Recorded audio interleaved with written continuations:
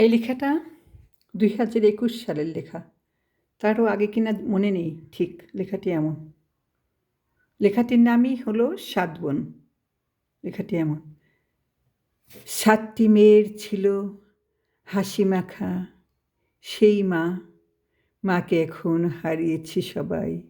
মা ছিল সোনার কাঠি রূপার কাঠি বিছানায়, মা ছিল হাজার যুগের চাঁদমাখা সেই রূপ তাই। হারিয়ে গেল হাজার যুগের সেই যে ঠিকানা, মনের ভেতরে শূন্য কেবল, মাকে যে পাই না। মা ছিল যে স্বপ্ন মাখা জ্যোৎস্না রাতের আলো, মায়ের দেখা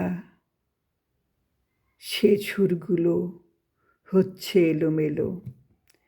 এমন করে সবাই তবে যাই যে ফিরে সেইখানে, কজন তবে শ্রাবণ ঝরায় কেউ কি তা জানে? মায়ের মতন এমন করে কেউ কি বাসে ভালো? অপার ঘরে তুমি থাকো বেহেস্তের হও আলো। এমন করে অনেক মায়ের মনের চাপা কথা, কেউ শোনে না কেউ বোঝে না মায়ের কেমন ব্যথা। তিনি রসুল বলে গেছেন, বেহেস্ত এপারে মায়ের সেবা করতে পারো জান্নাতেরই সুরে। হারিয়ে গেলে তখন কি আর কান্নাকাটি করে থাকতে সময় চিনে রাখো মায়ের সেবা সুরে।